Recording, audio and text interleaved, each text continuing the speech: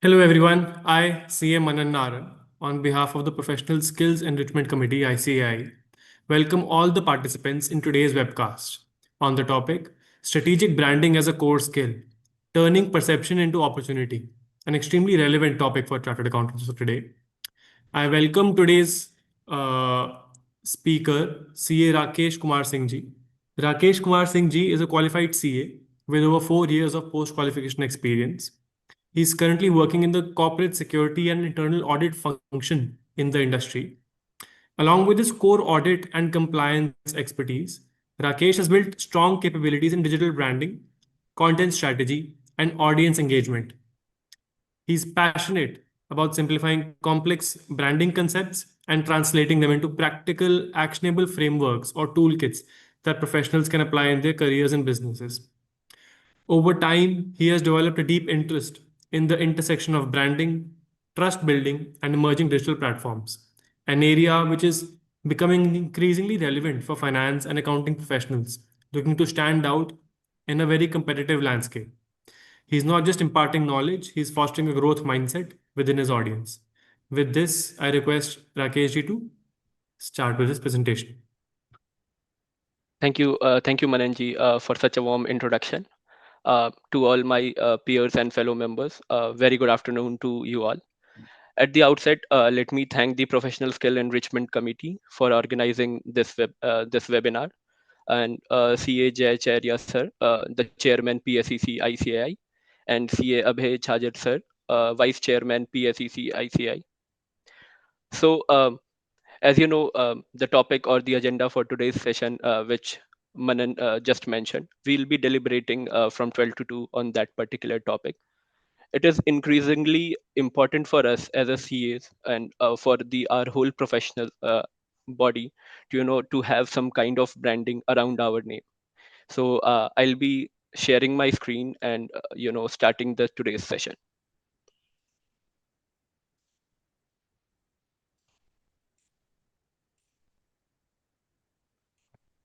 Let me know once my screen is visible.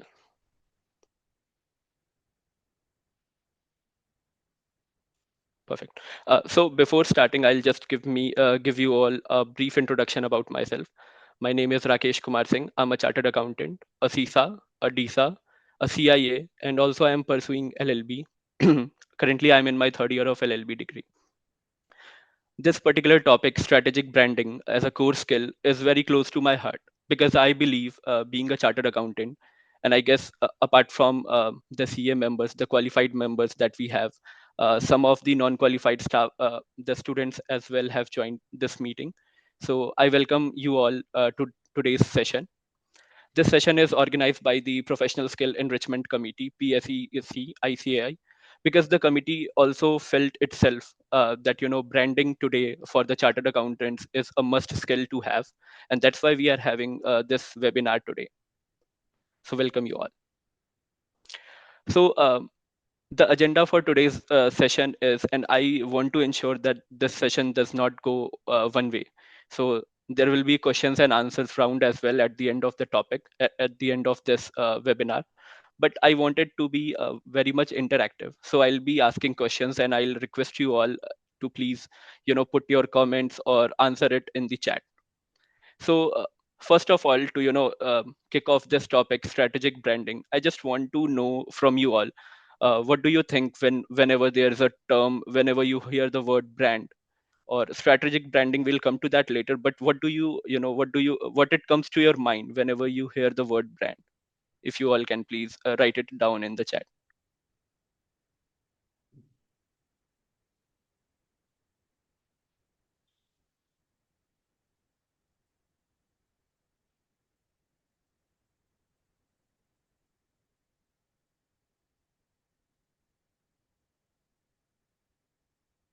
And Manan, I'll request you to just let me know what is there in the chat as I can't see it. Yeah, I'm not able to see much on the chat right now. Okay. Manish ji, is there anything that I'm missing? Sure. So I'll let you know what is the term brand, and So brand is not something which we create uh, unintentionally. So it goes hand in hand. We create something intentionally as well as unintentionally. So brand is not something that you want people to know about you. It is unintentional. So whatever you do, brand is not something that you tell people this is my brand. Brand is something which people perceive of you. So, for instance, if let's say we all are chartered accountants and ICI has its separate brand. So, whenever someone hears us chartered accountant, the word chartered accountant, they already know that this person possesses integrity, he is trustful, he is trustworthy. So, these are some of the keywords that is already attached to the brand of ICI. And once you qualify this rigorous exam, sure.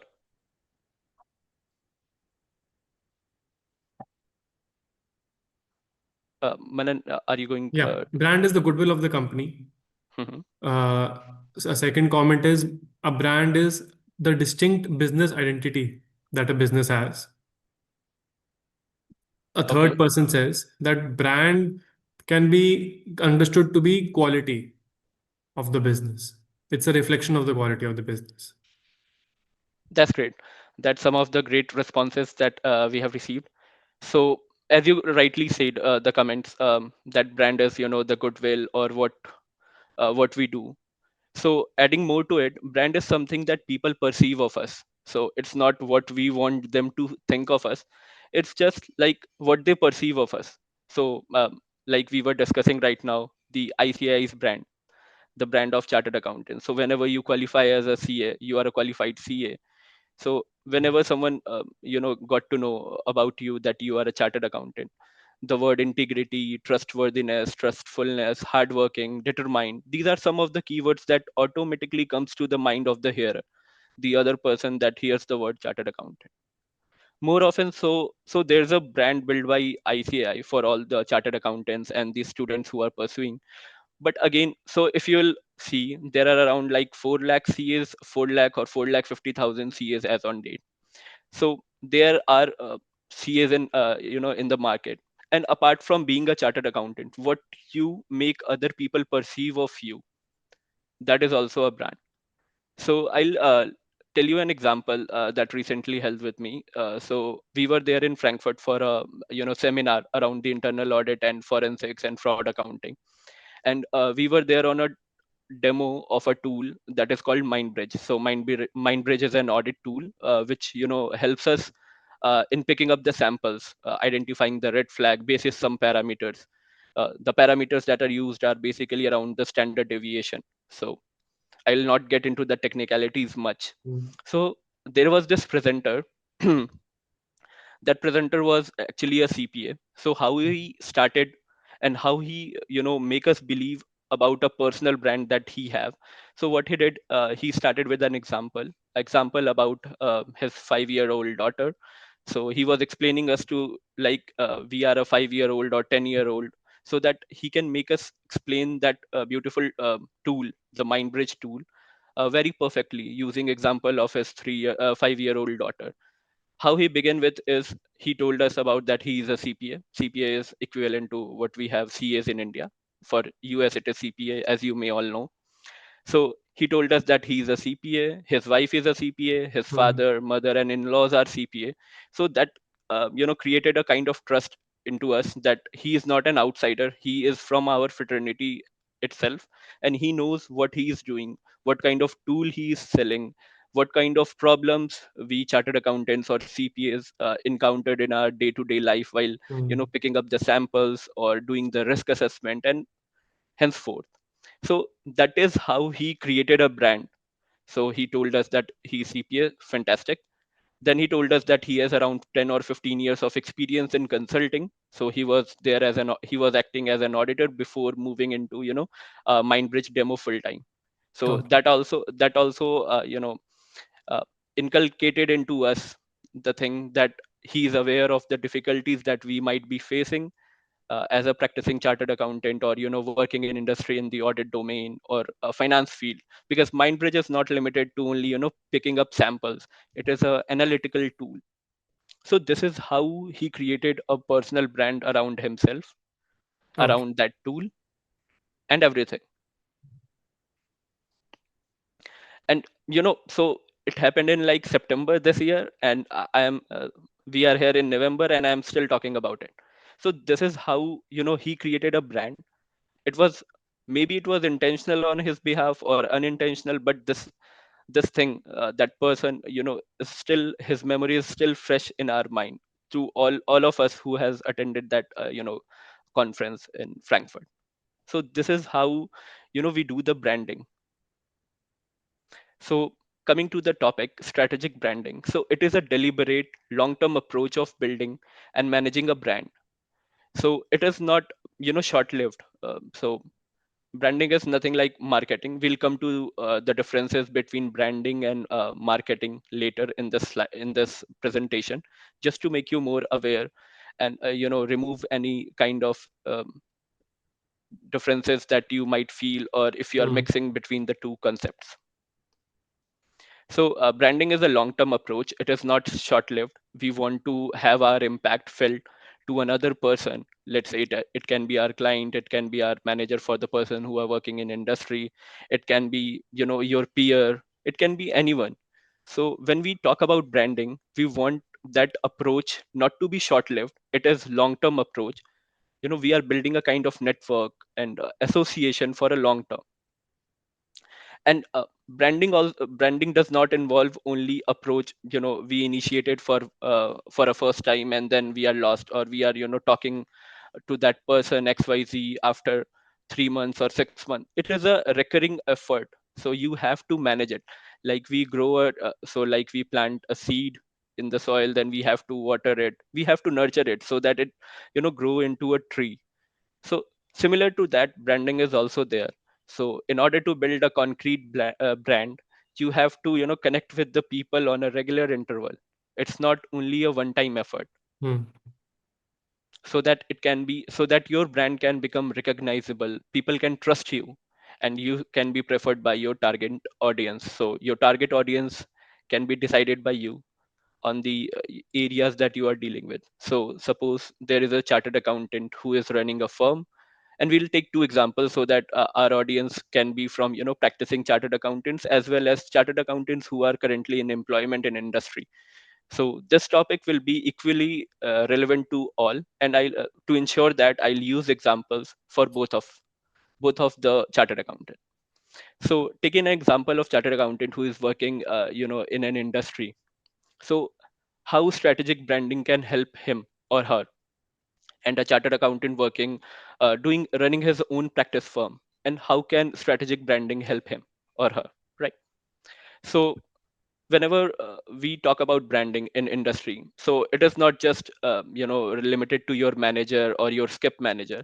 It is related to the people around you. For instance, if a chartered accountant who is working in a industry in finance domain, in a finance department, in it can be in accounting, consolidation, audit, fraud examination, compliance, anything, you don't have to just limit it to your domain area or interacting with the people who are in your team only.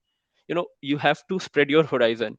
Whenever you are in office, you can you meet people. So suppose I'm sitting in my office building at third floor, and there are departments other than finance department.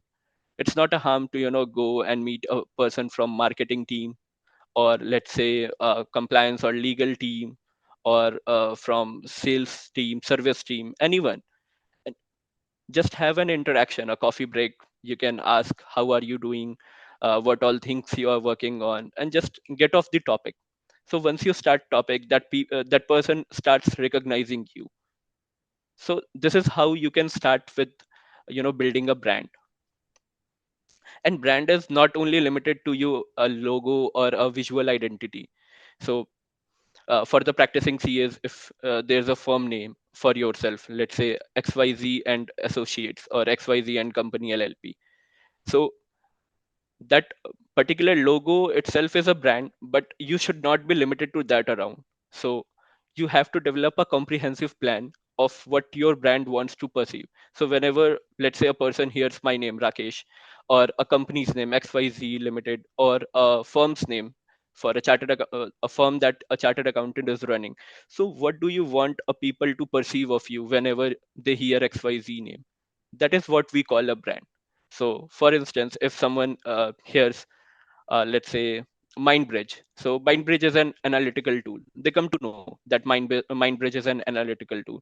If someone hears a firm name, let's say one of the big four or the top 10 Indian CA firms, so they know what they stand for, what all clienteles they are dealing in. And creating a brand is like creating a niche. So as a CA, we are not only limited to auditing, taxation. So if you want to create a brand around consulting, for instance, a risk advisor or a compliance expert, so you should prepare your brand around that accordingly. So people should not consider you just limited to auditing and taxation. So that is how we create a brand. And for Mm. creating a brand, you have to be clear of what kind of audience you want to serve, what kind of clients you want to interact with, what kind of clients are you interacting with. So we have to understand all of these in order to create a brand in the minds of other people who are perceiving us, with whom we are interacting. For creating a brand, there are five things that come to our mind. So, first is value, second is vision, third is mission, fourth is strategic objective, and five is actions and KPIs. So, we'll discuss all of these one by one. So, whenever you want to create a brand, you have to come up with the values. What kind of value you want to inculcate in yourself, or if you are running an organization or a practicing firm, what kind of values you want to inculcate in that firm, in the people who are working with you in your CA firm, or maybe many of the chartered accountants are also may also be running their business. So what kind of values you want to inculcate in the people you are working with. So we start strategic branding by values, identifying our values. Then comes the vision. So as we all know, vision is a future statement, future focused. So what is the end goal? So if we want to do the branding of ourselves, what is the end goal? Why we want to create a brand? So always start with the why, the end goal, where you want to reach. So for instance, if I take my example, I want to be perceived as someone who has end-to-end experience into internal audit, risk and compliance, and fraud examination. So that's my vision. I want myself to be perceived as a person who has knowledge of all those things, and that's my vision, that's my end goal, where I want to see myself as, where I want people to see myself, people to come to me for any kind of help around that area. That's what I am building my brand around. So that is vision we are talking about. To achieve that vision, we need to have a mission. So in any organization, any company, you will see, you must have audited any company, and you will see that there, for every company, there is a vision and mission statement. And needless to say, it's not limited to a corporation only. It is as equally as applicable to the individual CAs, to the practicing CAs, and to the whole fraternity. The vision is future focused, what we want to achieve at the end. And mission is present. So, what all steps we are taking at present, where we are, and if we what we are at present, and if we go and follow or continue on the same path, will we be able to match our vision or fulfill or accomplish our vision. So we have to do the gap analysis. So we have to be clear about our values, we have to be clear about our vision, we have to be clear about our mission. Next comes strategic objectives. So once we have the value, once we have the vision statement, and vision statement is something that you can put it down on a paper, you can frame it, you can stick it on the wall on your company's website. And for the individual CAs who are working in industry, you can and you must have your vision as well, what you want to achieve, and you can write it down on a whiteboard or a paper. And that can be the first thing that that you look up to when you wake and before going to sleep, that this is something that I want to achieve. So that is vision. Strategic objective is something that help us reduce the gap between mission and vision. So, once you do the assessment of your vision and mission, and you get to know what is the gap, where the lacuna lies, and then you can work upon that. And in that, the strategic objective help us to minimize that gap and to ensure that we are moving towards our vision in a timely and fashionable way. Actions and KPIs are related to strategic objectives. The action and KPIs ensure. So action is what ensures you that you will achieve your strategic branding, and KPIs are performance parameters. So you can, so similar to assessment, we have KPIs basis which you can assess yourself whether you are moving into the right direction or no. Moving ahead on the strategic branding topic. So branding, the purpose of our strategic branding is to identify, to stand out in the crowd. So that is branding, and it speaks for yourself. And branding is not something that you want people to perceive of you. Again, I'll reiterate, it is something that people perceive of you when you are not in that room, you are being talked about. That is how you come to know about that you are now a brand, you have become a brand now. So that is how we do the branding. Before we move ahead, I have two questions for you. Just wanted to know, and you can put it down in the chat. As of now, as of today, when someone hears your name, what comes to their mind? If you all can please put in the chat. Sure. Manish ji, please help us out with that whenever that message. Sure.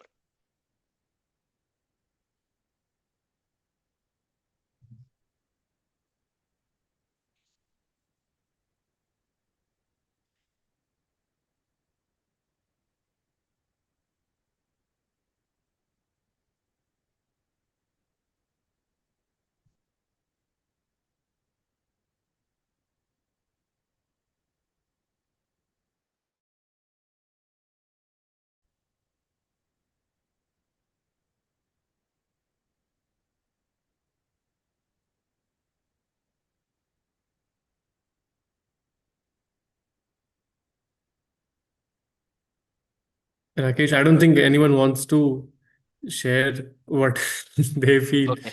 that people think about themselves. I mean, Sure. Sure. maybe if there's anyone, then Manish ji can point it out on the chat.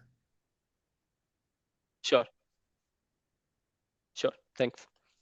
Just a second. Let's just wait for one more minute Right. and see if there are any responses.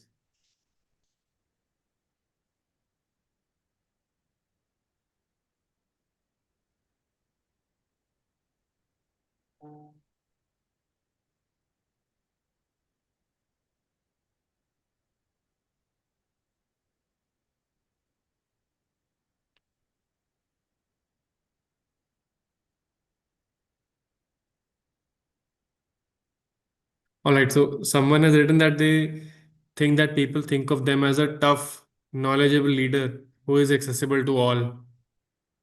That's great.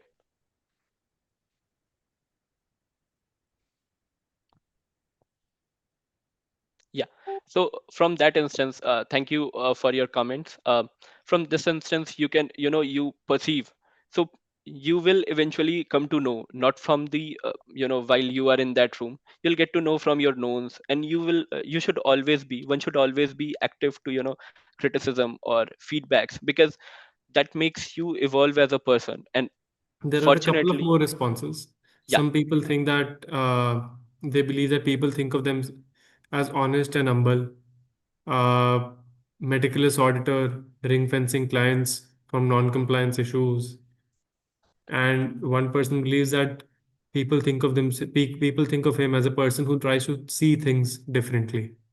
So someone who's a bit abstract, people see who sees things differently. We've got a knowledgeable leader here.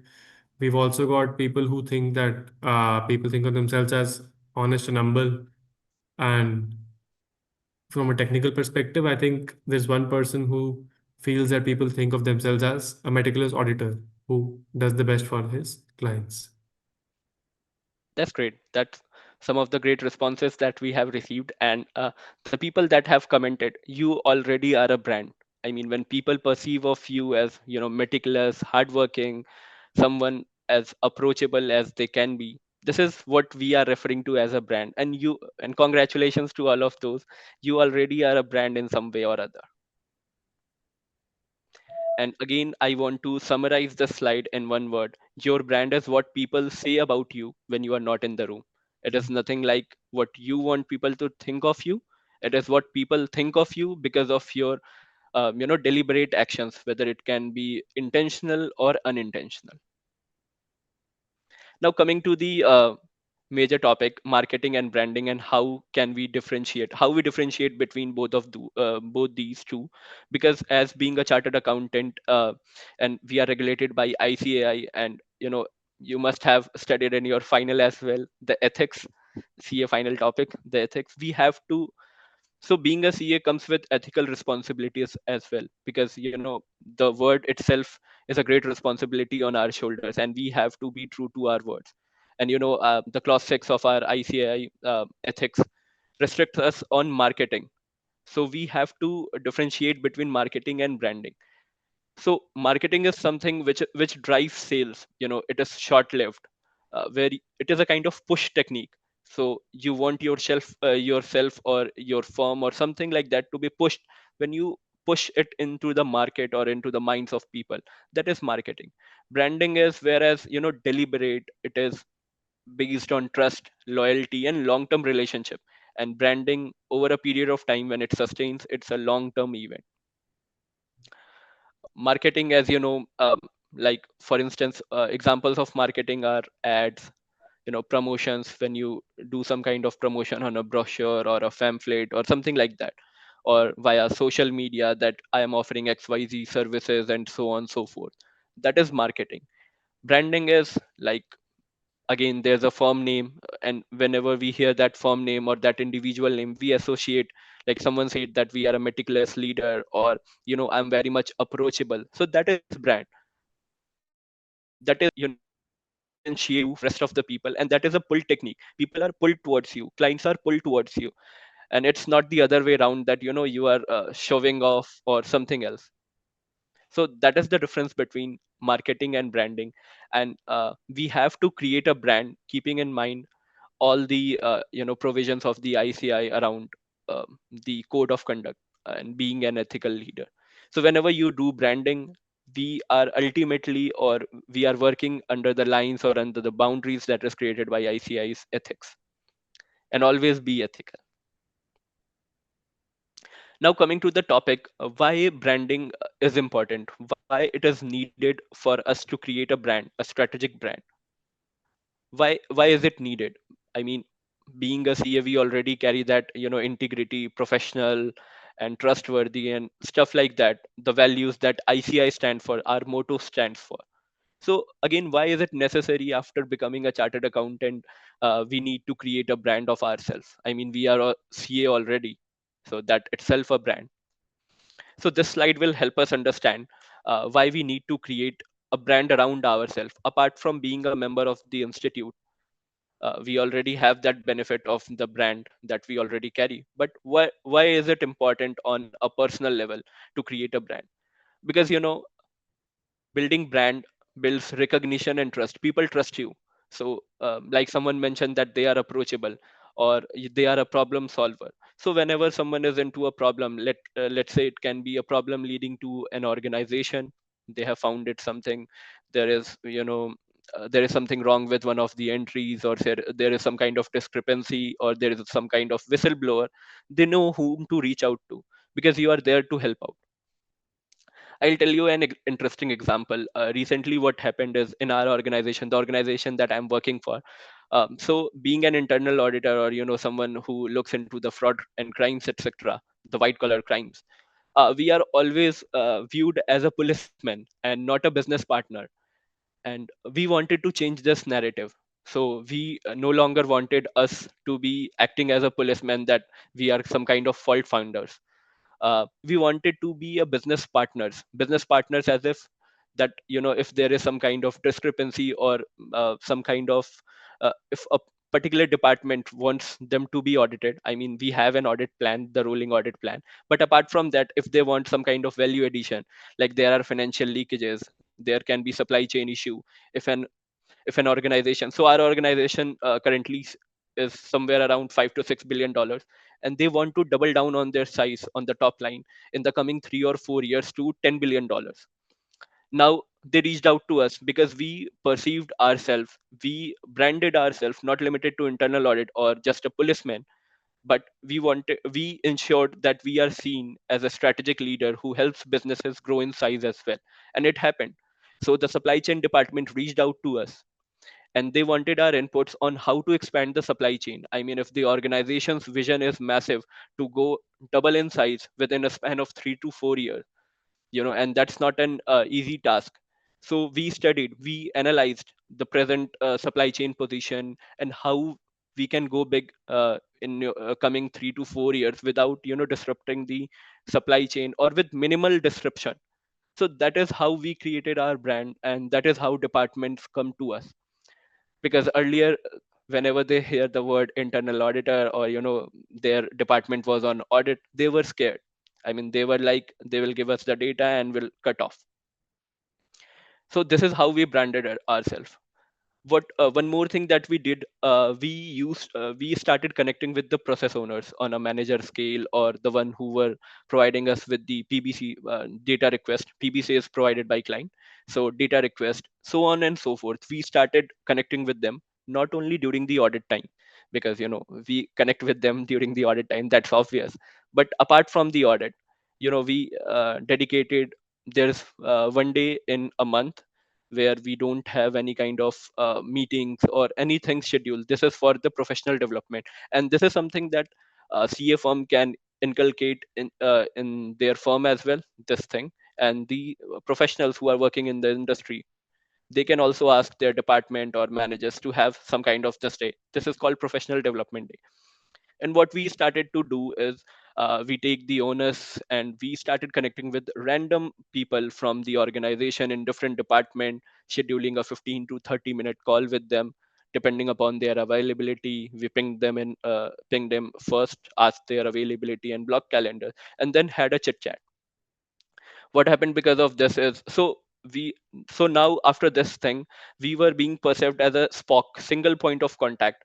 If there is any kind of inputs that they want, they have something to share, they come to me or come to someone else who did the same thing with them.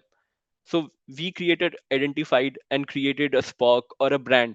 So for instance, we were doing this SOC audit. SOC audit is around the third party services that, so there are third party service providers like AWS and everything, and from them we obtain the SOC reports because that process is no longer performed in our organization.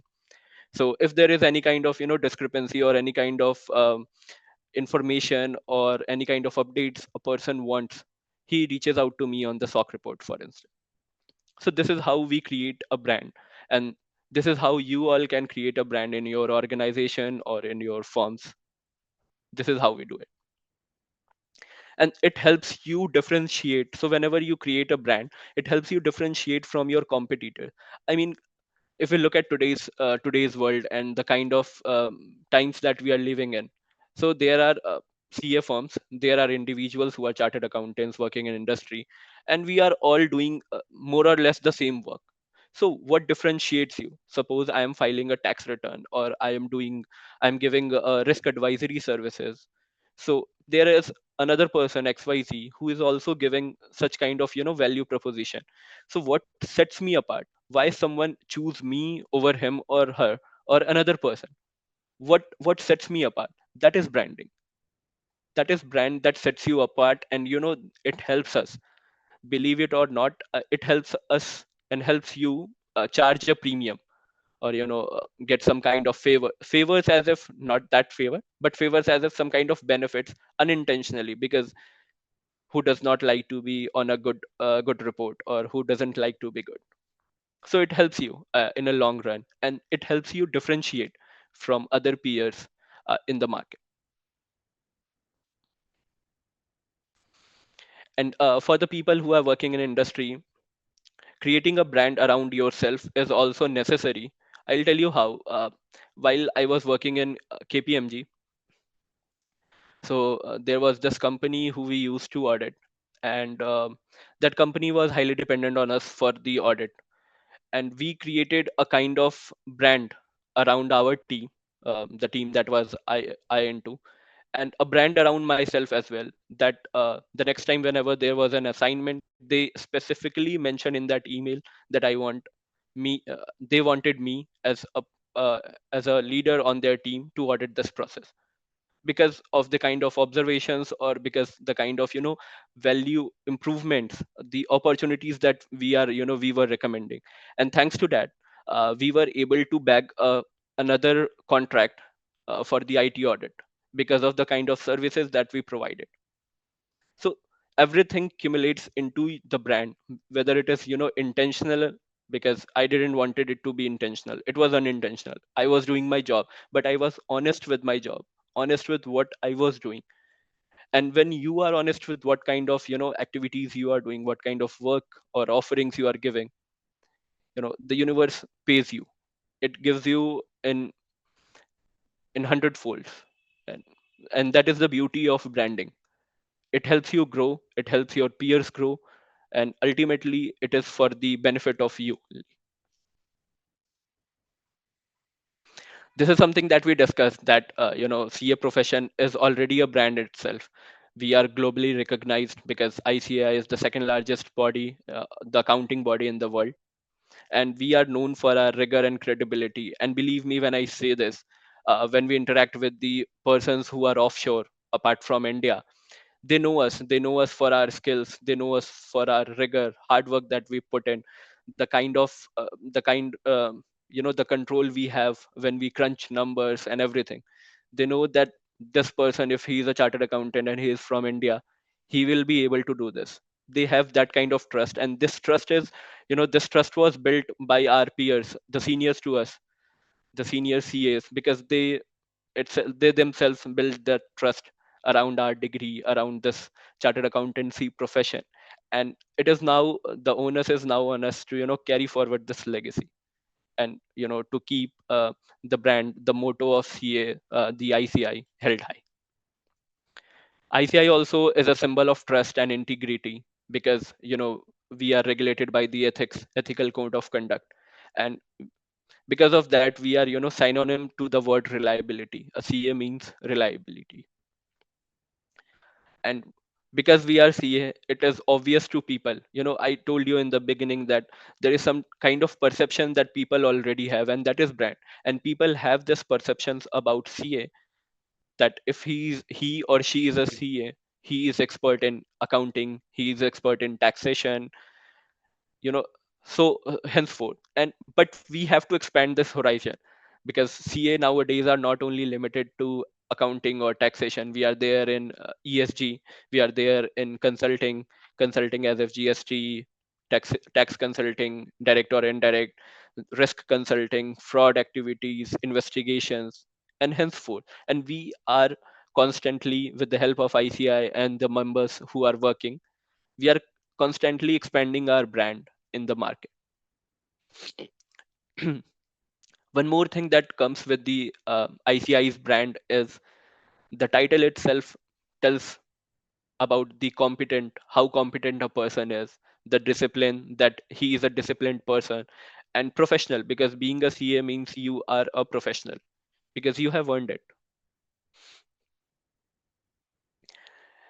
And once you are a chartered accountant, this is very true, that it opens a door to all of us. It's just, it takes time sometimes, but being a chartered accountant opens a door to multiple opportunities, boundless of opportunities.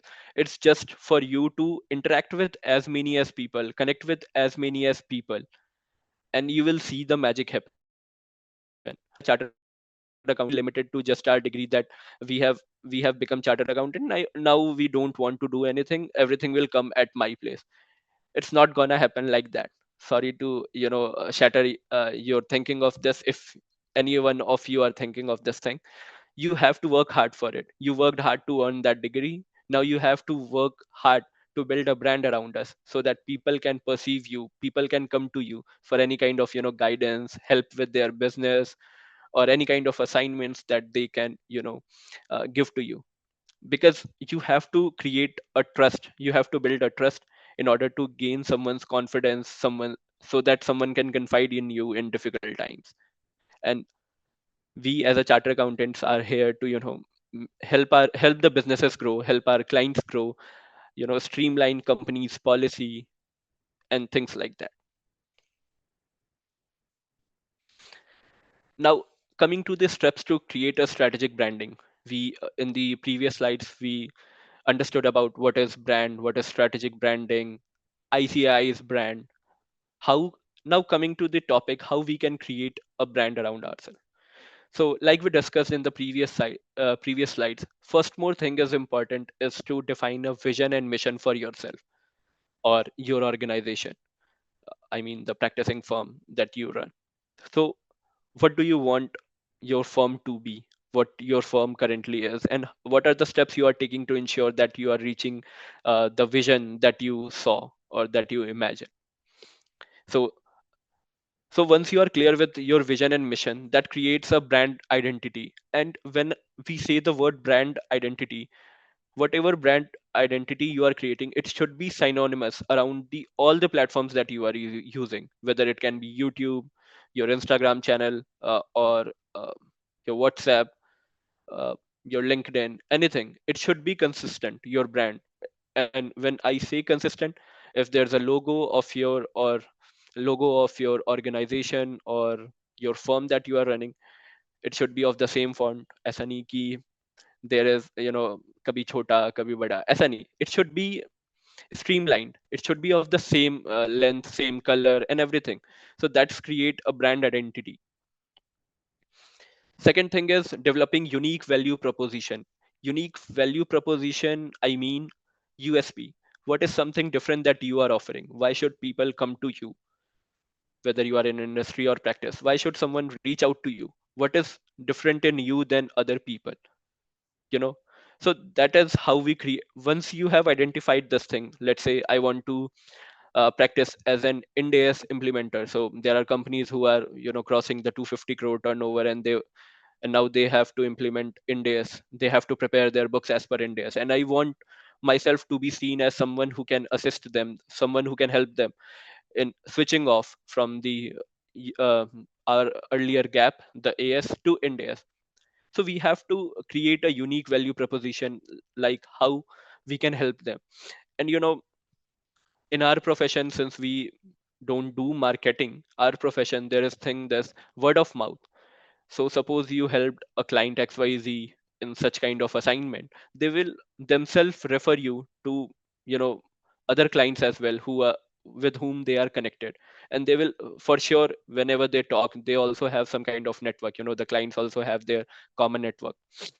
So whenever they will talk among themselves, and if a person points out that, see, I am I have to transition from AS to Ind AS because of this law, and I need someone uh, who can help me with this. And if you have given the services right, if you have created some kind of branding around you, you have established some kind of long term relationship with that client, that client will definitely going to refer you for that services.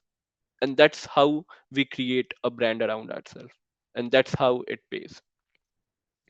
Coming to create visual identity, I'll be talking about this more in our later slides.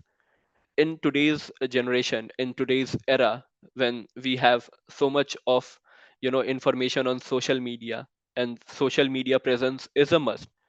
All of us, I'll highly recommend all of us to you need to have, if you are practicing, or if you are in industry, to have your YouTube channel or an Instagram channel where you are sharing insights about something that and it builds trust. I'll give you an example. There are a lot of people that I meet, or who had come to us because I was speaking on different forums, because they saw me as someone who may have this knowledge of XYZ subject, and that's why he is there, that's why he's speaking. And so when I scroll Instagram, there are few pages that I see, they are not from our fraternity at all.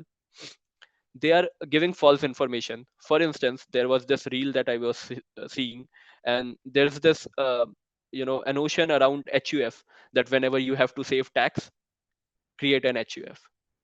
And they were giving some wrong propositions that no kind of clubbing is required and stuff like that.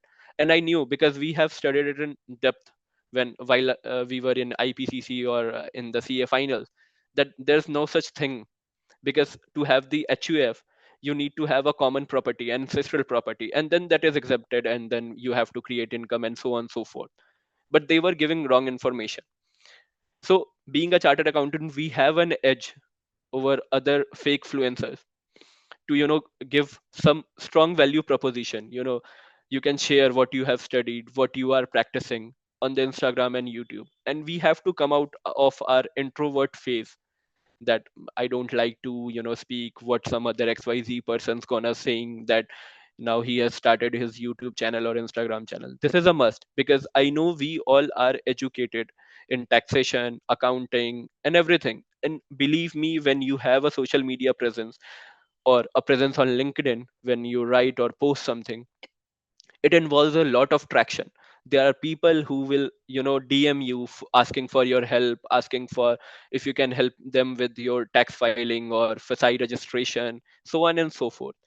So I'll highly recommend you all to have your YouTube channel or Instagram channel and start posting educational content, with the objective to benefit people. Because see, how it works, the branding thing, you have to give them value proposition, and not something as you want something in return. It should be free. I mean, free as if to educate them.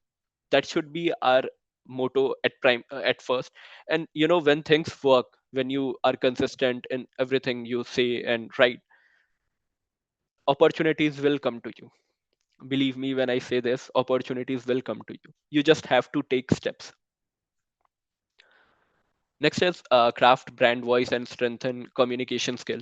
For chartered accountants, communication skill is a must. I mean, we are second to none when it comes to the technical skills that we have. Auditing, taxation, strategic strategic management, implementation. Even when it comes to information technology, we have the higher upper hand, because we are well versed of what we how the organization works, how the business processes work. And once we have some kind of information or knowledge, or you do some kind of professional courses like DISA, offered by the ICAI, it gives you an upper hand, because you can now correlate between the business propositions and the IT. And so this is how you create um, a strategic or unique value proposition. Coming to the communication skills, it is must for all the CAs. I mean, like I mentioned, we are second to none when it comes to technical skills. But communication skills is something that I have seen most of us are lacking today also. So we have to overcome this thing of communication skill. You need to communicate more often. You need to, and it just not need to be that we need to be right on the first instance or the first thing that we are saying. Good things take time. It is always there. So what you have to do, make small start, you know and communication skill is not only about, or not restricted to, English languages. I mean, it is a must when you are working in corporates or interacting with a lot of big clients. It is must, because um, later said that none, but people have some kind of notion around this, and it is a must, and it is a good thing to have. I mean, learning English language is not that difficult, or communicating in that language is not difficult. It's just we need to spend some time. Apart from communication skills, we should also have the soft skills and non-verbal skills. So I'll tell you, there's this thing that I read, and it was around the Pareto analysis only, 80-20 rule. So whenever you interact with people, there is only 20% of what you are saying that is perceived by them of what you are, but 80% is of the body movements that you make. If you are standing like this, or sitting like this, or some other kind of posture. So we have to work on that as well. And thanks to ICI, we have the MCS and orientation program in our inter and final, which which was brought for this thing only, that we are good at communication skills, or we are ready to be in industry or interacting with clients. And ICI organizes that. But apart from it, we also need to work on ourselves, on the communication skills, on the soft skills, on our body movements, postures, and everything. Next thing is build professional website. So it is a must for practicing chartered accountants to have a website. And when you are creating a website, so having a website gives you a kind of extra edge, because whenever you give your visiting cards to your clients, or talk about them about your firm, having a professional website gives them a kind of notion that this is a big firm, or this is a reputed firm, because ultimately it is due to that they are having a website. So it is a kind of perceived notion what I have seen in the market around when I was interacting with the client. So professional website, again, whenever we are building our website or anything, it should always be within the code of conduct of ICI, and while following our ICI's ethical practices.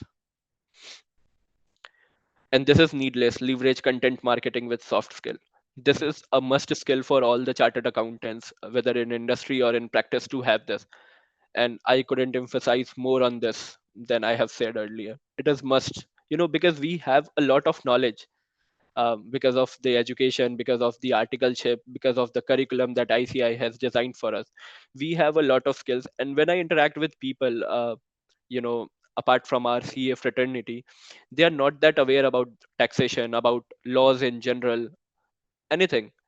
And when you start um, posting content on social media or writing something, it could be a blog or anything, people reach out to you, because people again perceive you as someone who is having some kind of knowledge, and they reach out to you, and that gives you a kind of, you say, business, or it will pay you ultimately.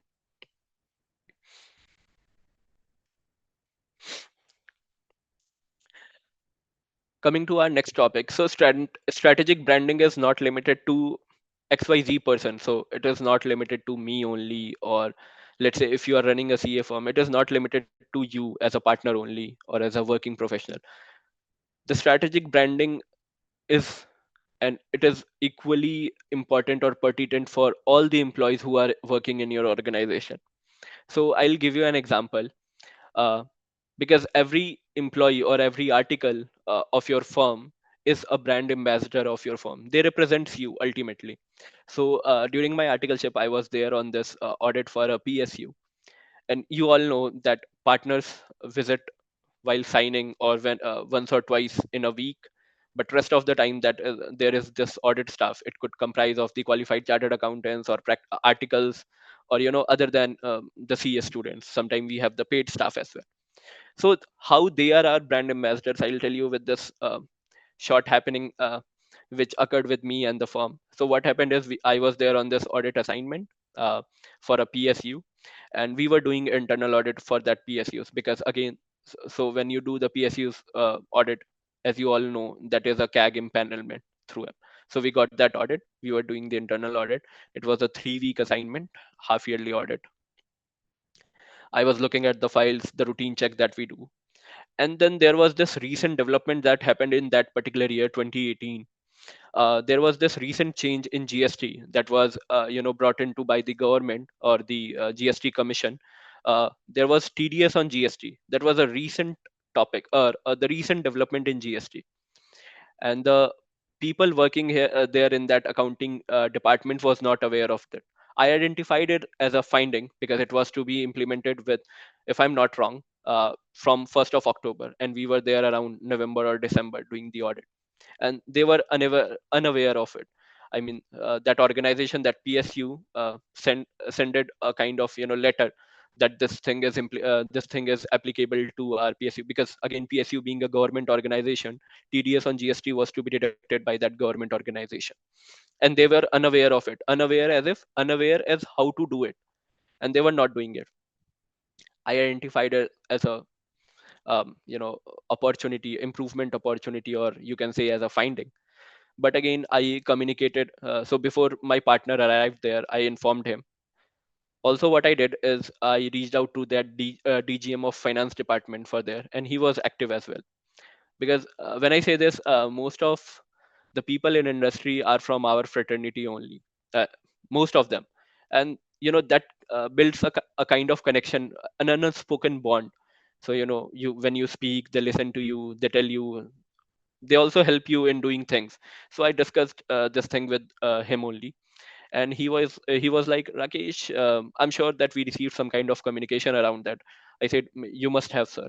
And he did, but the accounting team was unaware as to how to do it.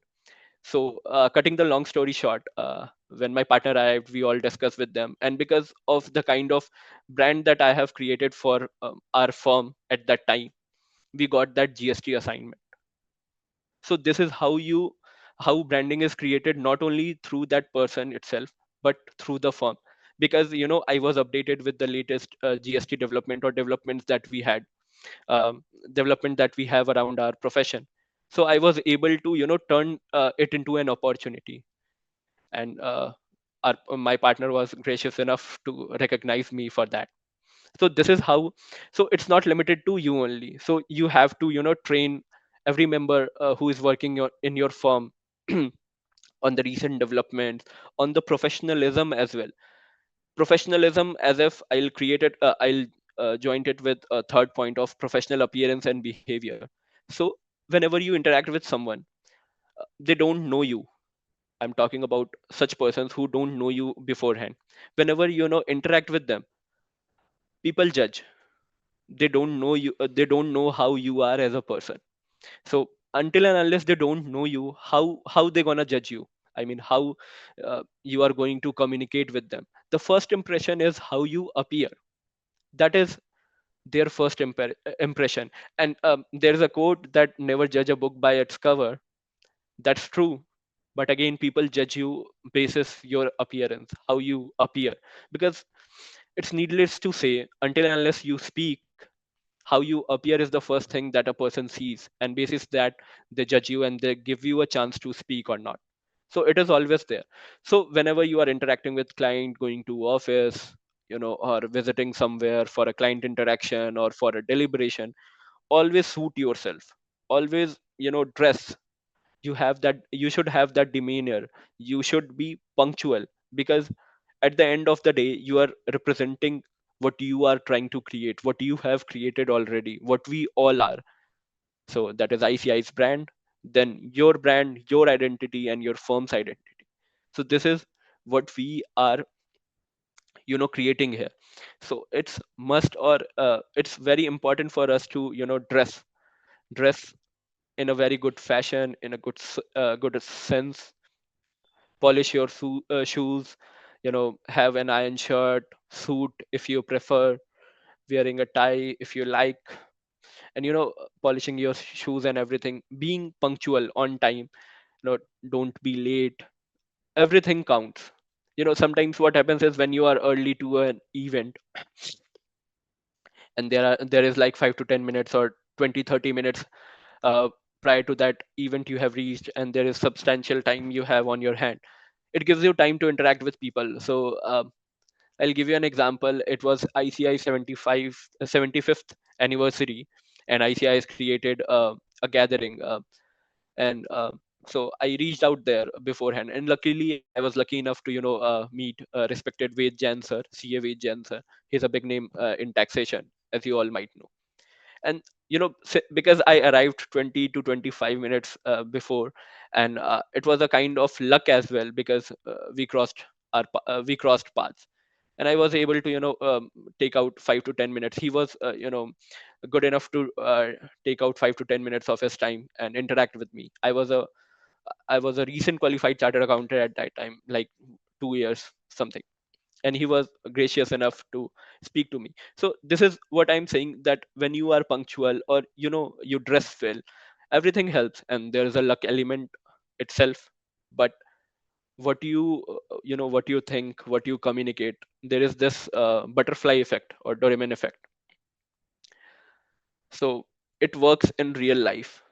and it will give you opportunity. It gives you opportunity. You just have to be there, do what's there in your control, and grab that opportunity when it comes to you. Second thing is consistent messaging. So consistent messaging is, so whenever we do audit of a client or give some kind of services to our client, it should be consistent. So sometimes what happens is, I have seen with many of the firms is that, article whenever, so most of the time articles are there on the client side. So they are saying something, report is saying something, they are saying that we have dropped this point or something like that. We need to, have we need to ensure that all the representatives are speaking the same thing. We are all as a one, because if I say something and another person from my firm or says xyz thing, so it creates some kind of, a compromise on the brand, because he's saying something, I'm saying something, my report is saying something. So we have to ensure that all our communication represents the same thing that we want to represent through our report, by word of mouth. We don't have to say कि मैंने ये वाला observation तो ऐसे ही था, हटा दिया, चलो आपने बोला तो निकाल दिया. This is not required at all. If you want that particular observation or finding or value improvement opportunity to be there on that report, you need to communicate with them as well. Else, if you have dropped it for XYZ reason, then there is no point in communicating that I have done this and that. Please ensure that we communicate the same thing, and we are ethical to what to our brand of the ICI as well, and to the brand that we are building. The last thing on this branding is the client engagement. So how branding helps you grow, from client to client, or different assignments from the same client. Whenever you offer some service, offer as to help that company or that business to grow, and not only your practice or yourself to grow. So whenever there is more giving than taking, it will always grow. That relationship will always flourish and nurture. So whenever you are, interacting with the client or a representative of the client, you should always listen more, speak less. Listen to their problems, the kind of difficulties that they are facing. And being in this profession, we also have the advantage of, auditing many clients under that same industry. We know what all things are happening, and in case if someone doesn't, then we should be doing some kind of networking. You should go to some social gatherings, some kind of seminars, attend webinars, attend, there are chamber of commerce, and then there are clubs, different clubs. And ICI also organizes a lot of in-person meetings. You can attend those, and you should attend all those meetings and seminars, and that gives you some kind of knowledge, upper hand. And when you have that knowledge, so for instance, there is this client in solar industry, and he is procuring the solar panels from, let's say, China. But you have audited other companies from that solar industry, and you know that, you know uh, apart from China, there is Vietnam, who is providing, or who is shipping that solar modules in a cheap, which the cost is lesser as compared to what China is offering because of the tariffs. And also it is a long lasting, I mean, the shelf life of the life of that particular module, that solar module, instead of what China is offering, let's say 15 years, for instance, they are of the modules that they are offering, it has a life of 20 or 25 years. You got to know, because you have audited different clients, and you can give this suggestion to your other client who is importing from, let's say, a different country, and you can actually save cost. And when you do something for your client, without any kind of expectation in return, that client respects you, and that helps you build a brand.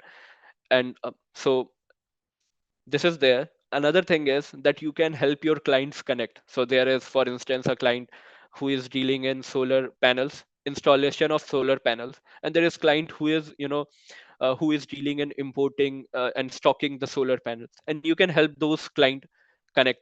And when they connect, there's some kind of value offerings, so both of them are satisfied if things work well. and then they respect you as a person, that you are not there only for auditing once a year, or for compliance, or whenever, for the fees, just for the sake of fees, but you are actually listening them, empathizing with them. You are a kind of business partner of their business, and not only limited to an auditor. Because when you provide solutions, it reinforces the trust. People place trust on you, that this XYZ person or XYZ firm is not there only for auditing fees, or when we have some kind of compliance issue, and, and stuff, but he's there to develop, or increase our business value, what we are offering. um, I would like to know if someone of you have encountered some kind of client engagement where the client itself reached out to you, or it can be from the industry, or it can be from your practicing experience. If you all could chat, write it down in the chat. Yeah, sure. Let's wait for a minute. Let's wait for a minute for everyone to write their observations down, and Manishji can help us out. Sure, thanks.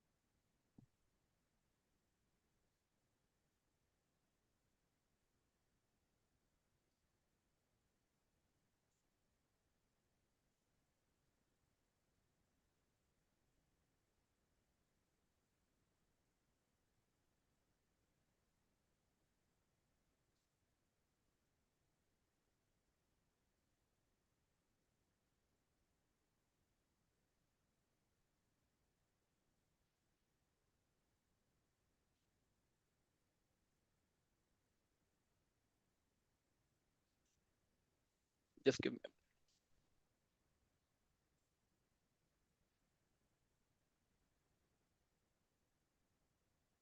Hello, Manishji. Any responses?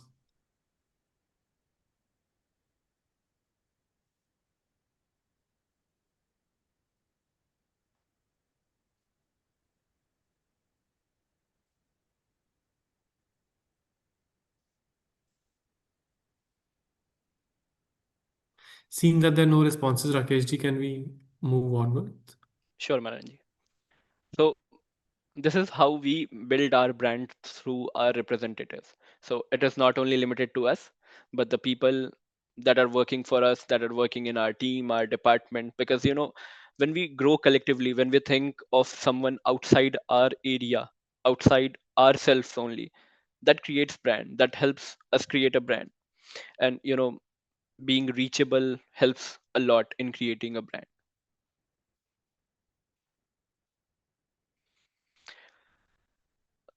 Through representations, we also mean that to present yourself as a thought leadership. So as you all know, that whenever there is a budget session, many of the people from our fraternity give deliberations on the changes that are there in the finance act, or the bill, or everything, or what kind of changes it will bring. The tax rate cut, the cuts on the tax rate will bring, or the GST will bring in the economy, or for the individuals, or for the organization. So you could provide deliberation on that. You can write it on the LinkedIn.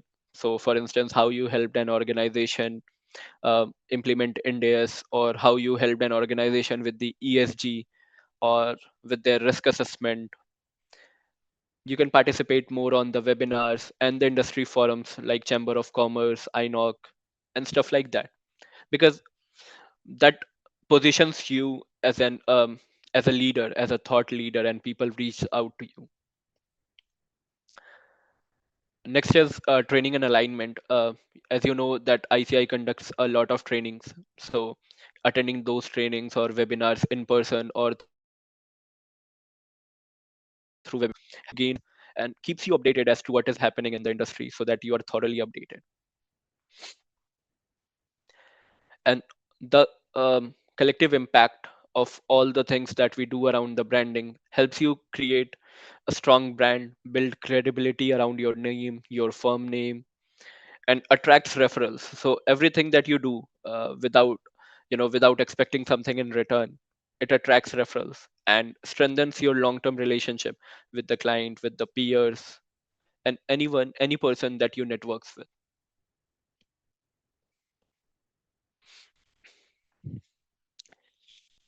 So, like we discussed in our previous slide about website, building a website. So your website is your digital brand. And sorry, when I talk about digital brand, it is not only limited to your website. It includes your social media presence as well. I mean, YouTube, LinkedIn, and Instagram, of course.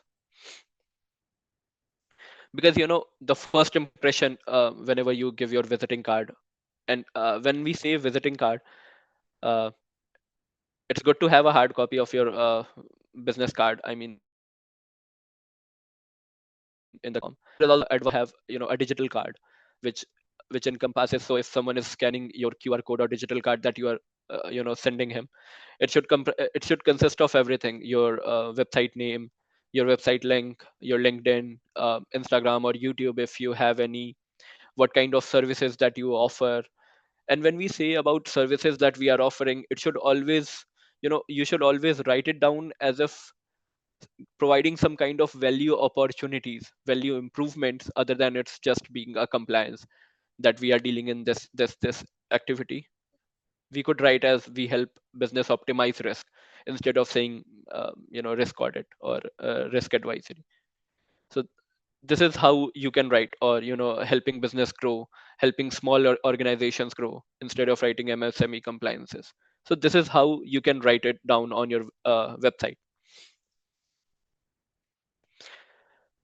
And again, the brands that you are building, it should be consistent. So what you are writing on your website, same logo, same font as advised by ICI ethics. It should be same, the design, colors, tone, everything, and it should be aligned with ICI's ethics. It's needless to say. When you are building your website, the website should also showcase your expertise, highlight services that you are offering. And it's good to have credentials or testimonials from some of the clients uh, whom you have offered your services and they liked your services. And clients are more than happy to do it, to give some kind of testimonials, because word of mouth is there. I mean, they are going to obviously say the kind of offerings that you have provided to their peers whenever they interact. But having that testimonials on the website, so that whenever someone visits your website and reaches out to you for your services, he knows beforehand how you help your existing clients or XYZ people or anyone else uh, to resolve their problems, or what kind of offering or solution you offered to them. Then there is thought leadership hubs.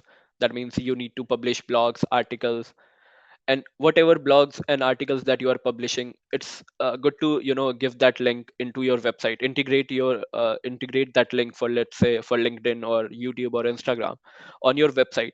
And create a section for blogs where you write write about some latest development or some existing laws or some existing regulation, so that people can refer to it. And just not only for when they are coming for services, but also some kind of education purpose. If they are stuck with some kind of compliance, if they want to know more about a particular XYZ topic, they know where to reach out to. So for instance, there is this firm who has created a website. During my articleship, I used to go to that firm's website just to read the blogs of that senior partner, and he used to write it fantastically. And it's some kind of so if there is any issue with some taxation, or I want some more understanding on the taxation part of a particular section, I directly go to that person's website, and I read it from there. And it was helpful for me, and I shared it among my peers as well, who were facing some kind of difficulties, or who wanted to understand it in a nutshell. I mean, apart from Taxman and Clear Tax, who writes some kind who helps us understand the tax languages, there was this firm as well. And the interesting thing was that he also had a calculator built in on his website. So if you want to calculate something, it was there. I mean, who normally people don't keep calculator on their website, but he did. And that was a kind of unique thing that I saw on that website.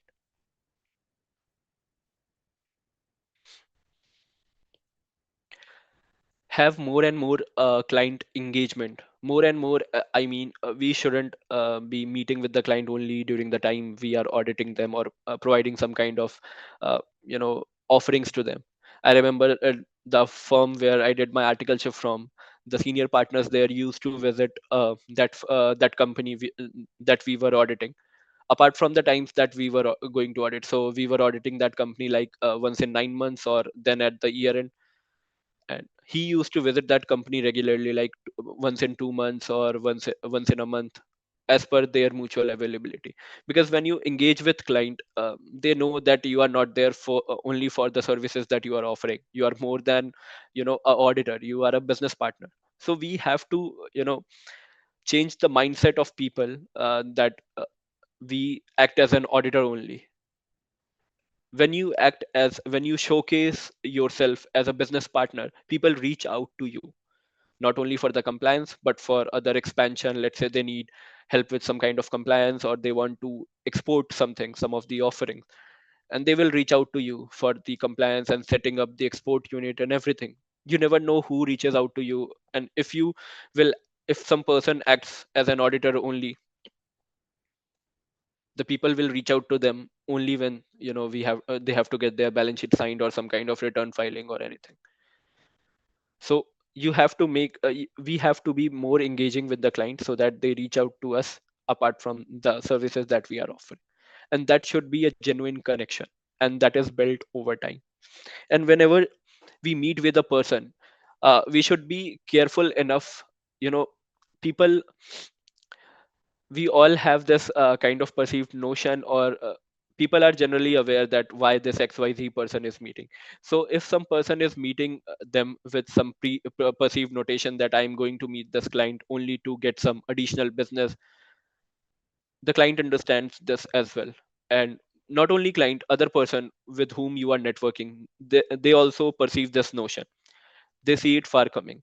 So what we have to be very careful that we are not only going to meet a particular client, existing client, just only for referrals or more of such services. It should be a genuine connect, that भाई आपके industry में क्या चल रहा है, कैसा चल रहा है business, do you want to expand it, वो खुद ही बताते हैं. मतलब when you collaborate with them, they themselves tell you that see, this is our value proposition, we want to grow, we want to tap another market line, things like that, so on and so forth. They will tell you themselves, and that's your opportunity. And then if you like, you can grab it on, or you can pass it on to some other peers who are working on that specialized domain. That's how referral and that's how networking works. Then there is SEO advantage. SEO is related to website. I mean, how you develop your website. And remember, when we say it, the website should not be like a push marketing. It should always be a pull, because push marketing is not permitted by the regulations of our ICI. So it should always be a pull marketing. You are not pushing, like someone is searching the website. It should not be a kind of paid subscription or something like that. So a well designed or well optimized website helps in the optimization of. So whenever someone is searching something, let's say tax advisory or risk advisory or ESG compliance, or setting up a export unit, so your firm will come there if you have designed your website accordingly. And compliance and ethics, needless to say that whenever you are deliberating something on YouTube or Instagram, please ensure that it is always educational content, and in no way you are promoting yourself or your firm, because that will again contradict of what CA stands for, or what our ethics stands for as of now. So, and when I say this, that whenever provide some kind of education with the intention of providing education and not to source client, you will get clients. I mean, that is a kind of unintentional branding that you are doing. So I'll tell you one thing. There's this person of whom I was filing the ITR in my articleship, and that person, I used to file his ITR. Apart from being related and talking about all the CA things that we do about taxation, accounting, and everything, I was also interested into mutual funds and stocks and everything. So then there was this person with whom we get on the what kind of investments they are making, the equity or the mutual fund, what kind of mutual fund they're, and he had some kind of value proposition for me, and I also had that value proposition, not on behalf of me but on behalf of firm, because our firm was also giving that kind of services, the mutual fund distributors. And I and i helped him connect with our partner, one of the partner, and they were more than happy to onboard him. And the relation, this is how the relationship grows, and this is how you can also make relationship grow, because when you connect, the notion should not be that you have to give some kind of offering. It will come to you naturally and eventually.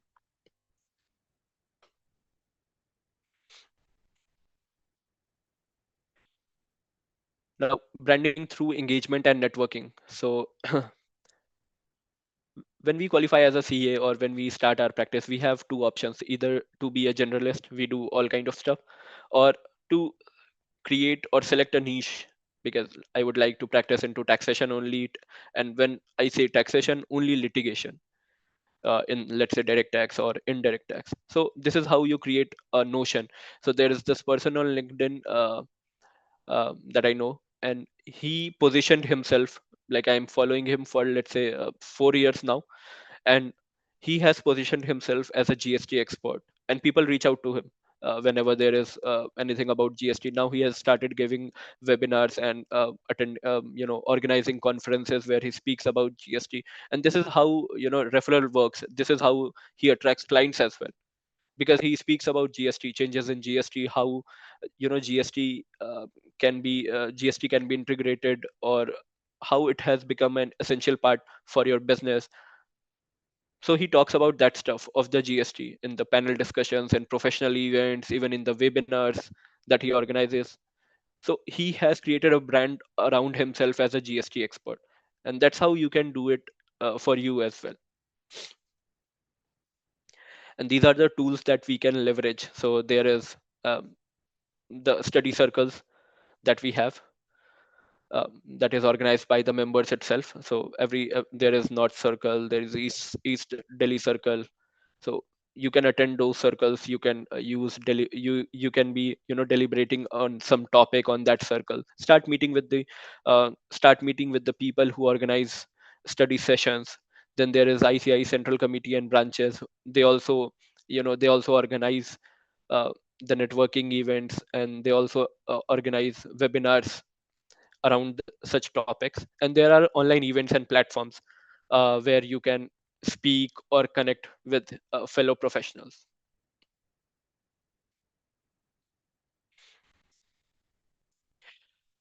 What to do when you are there in networking events? Meet people strategically. So I will again link it to the 75th ICI celebration that I was talking earlier about. So where I met CA Ved Janji. And apart from that, what happened is, once I had the meeting from CA Ved Janji, I went to the or I went to that seminar hall, and wherever the dedicated seat was for me, there was a gentleman sitting next to me, and he was working in SEBI or in SEBI only.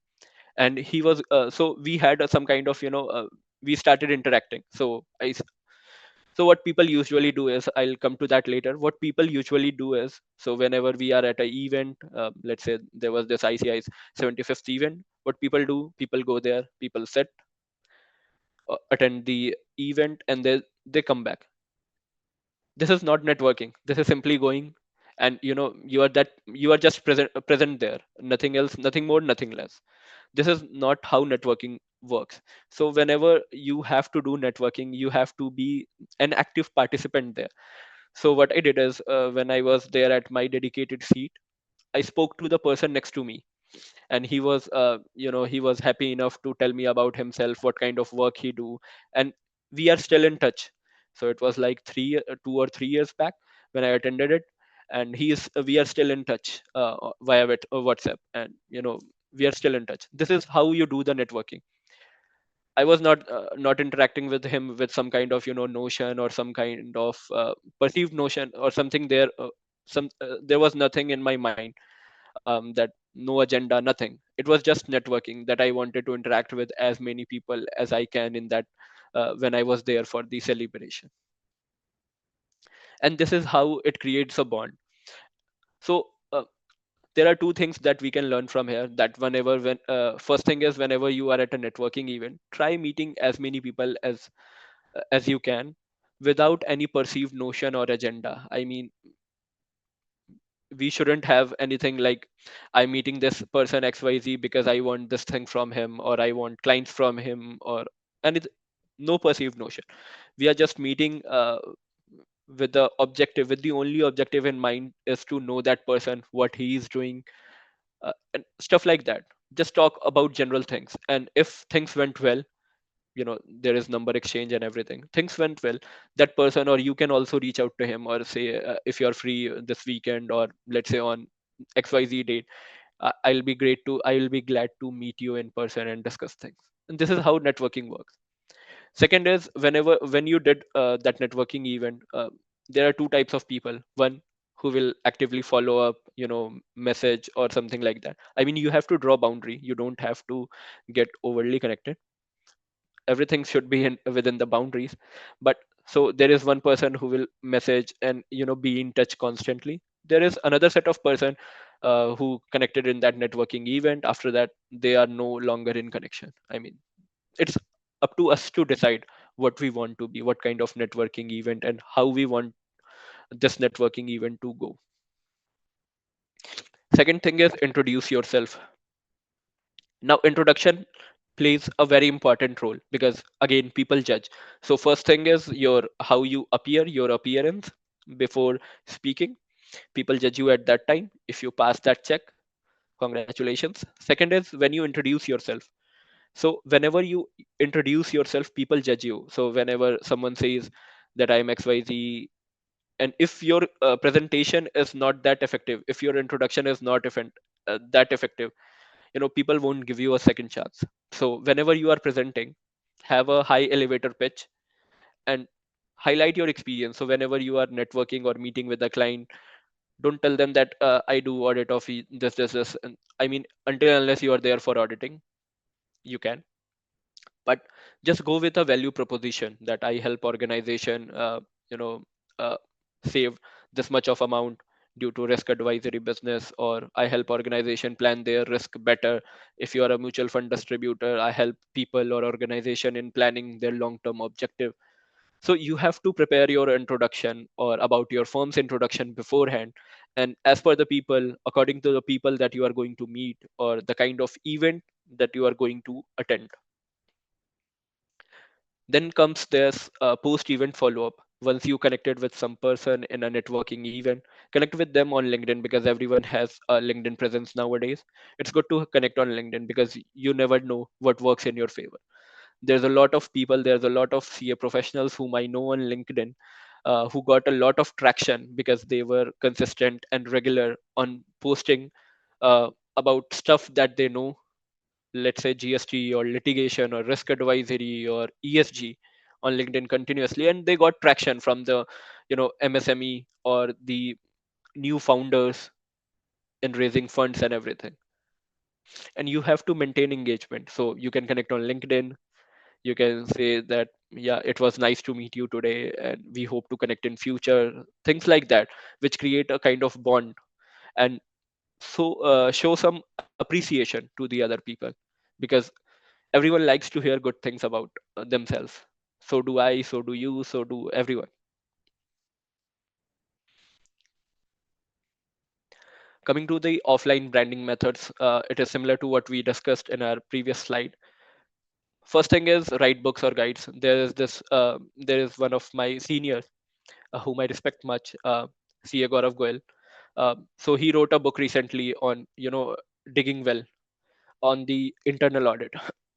And many of the people now come to know about him. I mean, there were people who were knowing him beforehand, but after writing this book, that people know that he is someone with great expertise into internal audit and data analytics, because he wrote a book. That book is selling in the market. What you can do is you can also write on LinkedIn if you are not willing to write, or if you don't want to write a book, you can write a guide on LinkedIn how to do audit of a particular process, let's say procure to pay, or how we can ensure compliance for an MSME, or how organization needs to get themselves ready for the ESG, because ESG is an emerging topic. And with the emphasis that I am seeing, the organization around the country, the industries around the country, around the world is having on ESG, it's going to be a growing opportunity for the CA professionals.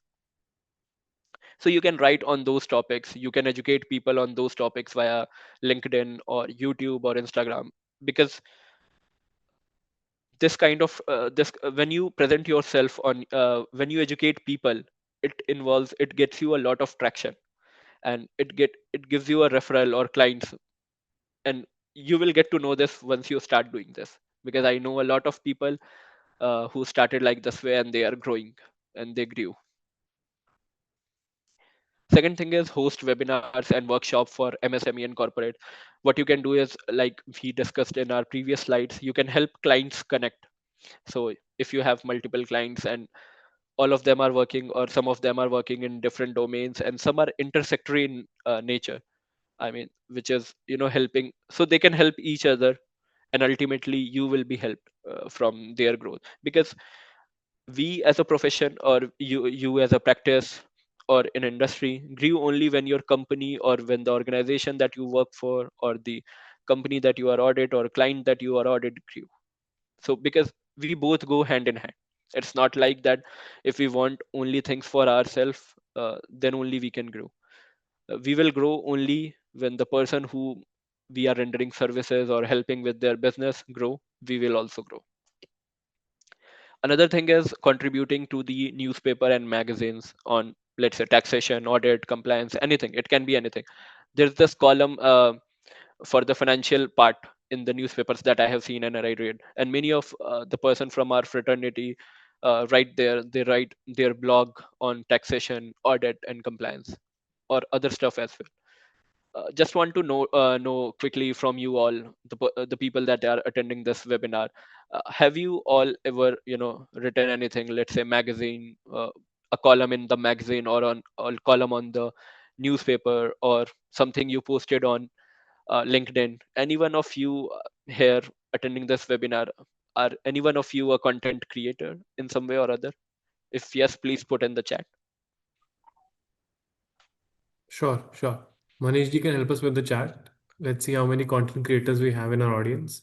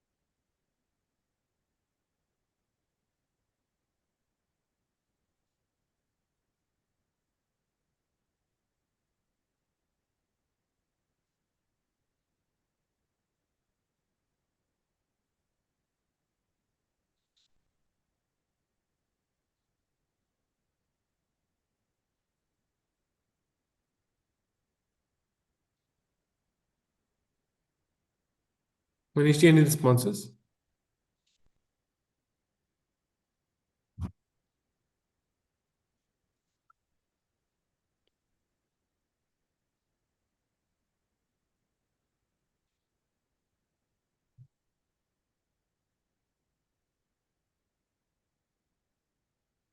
Rakesh ji, I think we can continue in the absence of response. I think it's been some time. Sure.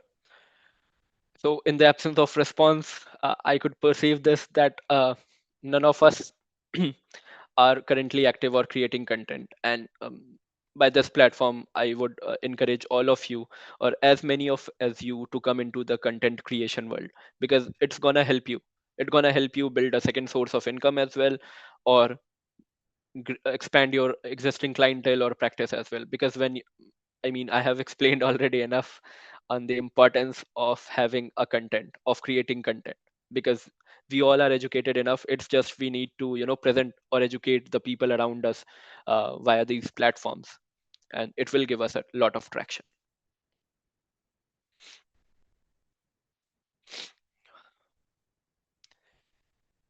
Second thing is, for our profession and for creating a brand as well, it's very much important, and I would like to emphasize when I say this, that it is very important to have to learn continuously. Continuous learning is very much needed for our profession and for us to grow as a brand. So how we can do it, we'll cover this section first, and then I'll give you an example of how people are doing it and what happens when people are not doing it. So how we can ensure that we are learning continuously and adapting to the changes, because the world we are working is continuously changing. You come to know about a tariff. I mean, Trump's tariff is a nightmare. Every day there is some kind of tariff, XYZ tariff, 10%, 25%, 50%, stuff like that. There's a lot of recent development in taxation, whether it's direct or indirect taxation. Compliance developments earlier, the to prepare the books as per India's was applicable to companies for 500 crores and above turnover. In the starting it was something else, now it has been reduced to 250 crores. So we have to be updated on all kind of changes that is going around the business and our profession, because when you are updated you can update your clients as well and you can help them grow. So how we can do it is, there is the our ICI's journal. First thing is that, then to attend webinars or the forums that ICI is organizing for for its member to grow and being updated. Second thing is maintaining a strong knowledge bank in the area of your expertise. And how can you do it? By creating content, sharing knowledge. And when I say this, I believe that knowledge should not act as a treasure, but it should be imparted to everyone. As many people as we can impart knowledge, it will come us in tens of fold. So always, when you have a strong knowledge bank, always try to share with as many people as you can. And whenever you interact with clients or corporate, be clear, be professional, and always be approachable, so that if any kind of compliance issue or any kind of bottlenecks your clients are facing or your department is facing, they can easily reach out to you without you know having a second thought, like this person is not updated. They shouldn't have that kind of thought. And fourth is a must, always research client before meeting. And when I see this, the next wave of growth is not coming from the auditing or taxation, because this is what everyone is doing apart from our profession as well. I mean, if you leave statutory audit, that is only for that only a qualified chartered accountants can do. Apart from that, everyone is doing everything, right? So we have, when we meet with clients, we should offer practical solution beyond audit, beyond the stat audit that we do, how we can help their businesses grow, asking about their pain areas, and then building propositions or adding value around those pain areas. It's very much important to understand your client's pain points, so that when you offer some kind of solution, he is eager to listen, and you, both of you are on the same page. Because client client wants value addition in their business, because what clients sees auditing as, a first thing is compliance, and second is as a cost center. So until and unless you are not helping businesses grow, we as a profession or you as a practicing firm cannot grow, because we, both of these things go hand in hand. So in order to you grow as a, let's say, individual or as a practicing firm, we should keep in mind that business also grows. We should help them in growing their businesses and helping them in any kind of challenges that they are facing. uh, Before the Q&A, I like to share an incident on continuous learning and adaptability. So while working in the big fours and my articleship, and now working in the industry, whenever I interact with someone whenever interact with clients, so most of the clients leaders in the finance team or the internal audit or anywhere in the finance team are peers only. And I have seen people growing outdated. I mean, so there's this provision about. So I'll give you an example. So I was doing audit of fixed asset register, and so there are two provisions. So whenever someone is doing auditing, or how you give value proposition, or how you ensure that you are ensuring that compliance is also that the company is also compliance is ensured.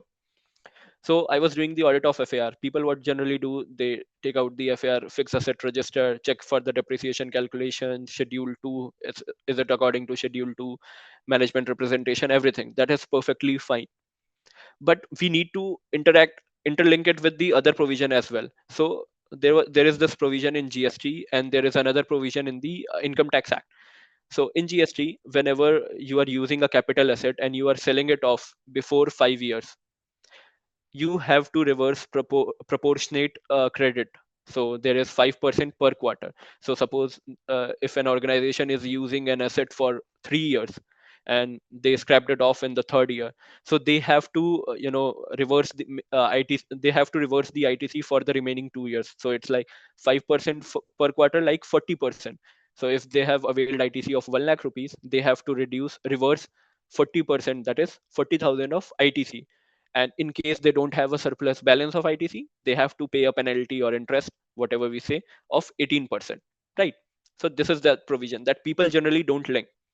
Coming to it, there is another provision in the Income Tax Act. So it is, so that organization was, what they were doing, they were also so there was this policy on the laptop usage policy. So after 3 years or 4 years of usage, employee can keep that laptop uh, with themselves after all the wipe off is done by the organization. What they what they did is, the payroll team and the finance team of that particular organization, they ignored that provision of the Income Tax Act, where we take it as a perquisite whenever we give the movable fixed asset like laptops and chairs. So that organization was also giving chairs, and there is a WDV that they calculate on a completed year basis. So they were not linking, and it led to a cumulative compliance issue of around 15 crore something, if we include, and I'm talking about only the reversals that they have to do and the interest impact. So that was around 15 crores, and that was huge and humongous.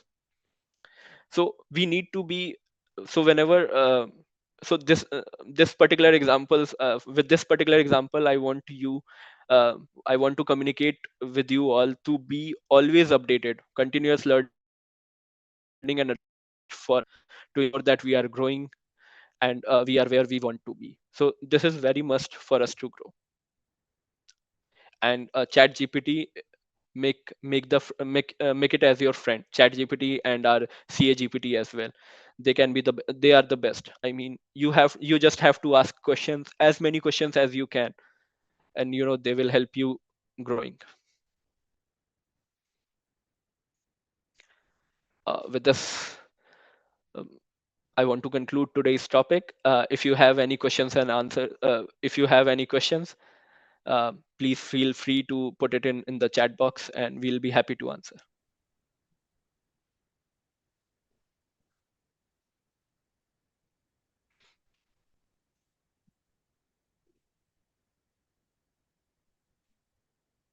All right. So are you able to see the questions yourself, Rakesh, or do you want my help with this? Just a minute. I just opened the chat. Okay.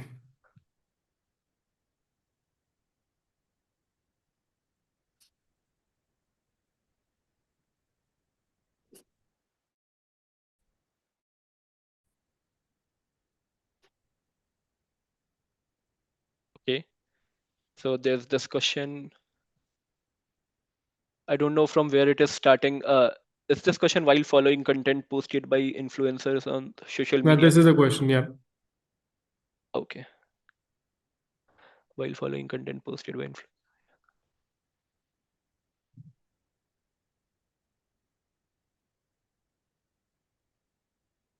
Yeah, that's a very great question, and I have encountered this as well myself. So there's this person. He's again from our profession. I mean, profession of finance, not a CA. He was posting content on on the problems that employees are facing. So he posted something around unlimited leave policy. So many of the US organizations now have this unlimited leave policy. Even their India offices have unlimited leave policy. But the PL, the leave encashment part that we are talking about, it is a statutory requirement as per the Factories Act 1948 and as per the State Shops and Establishment Act. So that is a statutory obligation. And he was misguiding the followers, and he had a good followers like 100K, like around 1 lakh people were following him, and he was misguiding them that because of this, employee can do nothing. But there is a provision around it.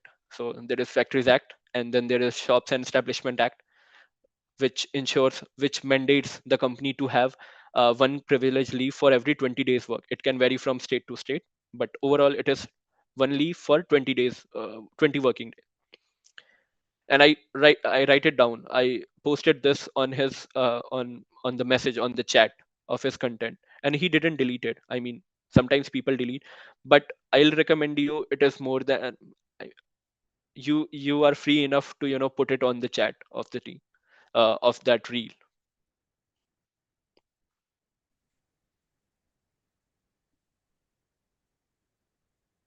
And people like your comment. So when I put this comment on that particular reel, people liked it, and they connected with me more on it to know more about it, factory that. So it helps.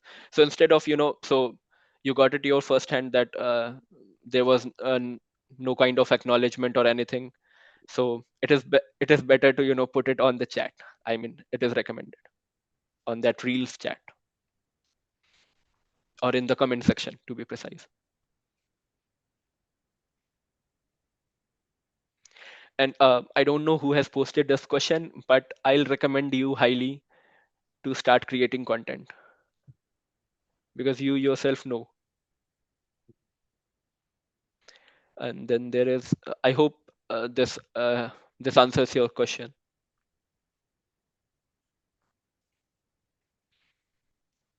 Moving on to the next question. I'm preparing for UPSC after CA. What opportunities I can expect in future with this diverse knowledge? Excellent question. Uh, so first of all, congratulations. And if you get selected, and I pray that you do, we want our members to be in UPSC as well, in the civil services. So what you can do is, there are people working in the CAG, C and AG. So you can go there because it directly relates with our whatever we have hands-on experience. You can go in the IES services. So if you get selected, you can use this knowledge, because this is used extensively in the civil services as well.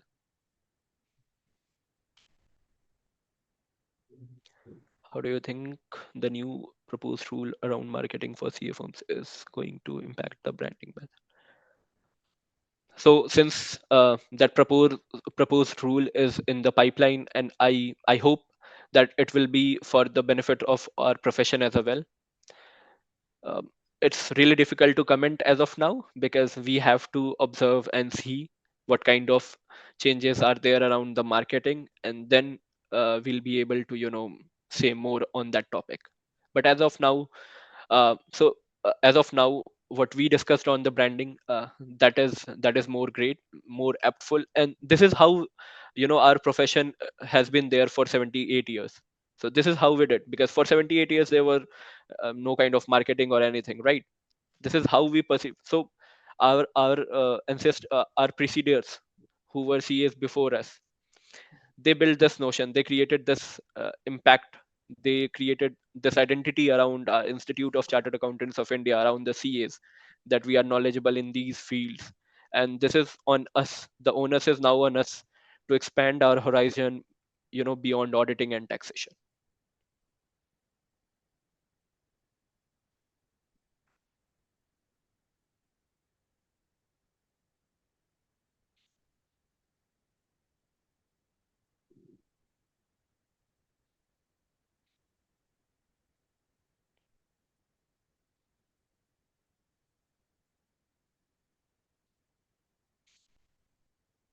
All right, seeing that there are no more questions, Rakeshji, I'd like to thank you. It has been an honor to be a part of this wonderful webcast on strategic branding as a core skill, turning perception into opportunity. organized by the Professional Skills Enrichment Committee of the ICAI. On behalf of the PSCC ICAI, we would like to extend our heartfelt gratitude to you for this enlightening session. We really appreciate you for taking out the time and for enlightening our audience. We would like to thank you for being present here and to make this webcast a grand success. Thank you. Thank you, Baranji, and thank you, PSCSC ICI. Thank you. Thanks, everyone. Bye-bye.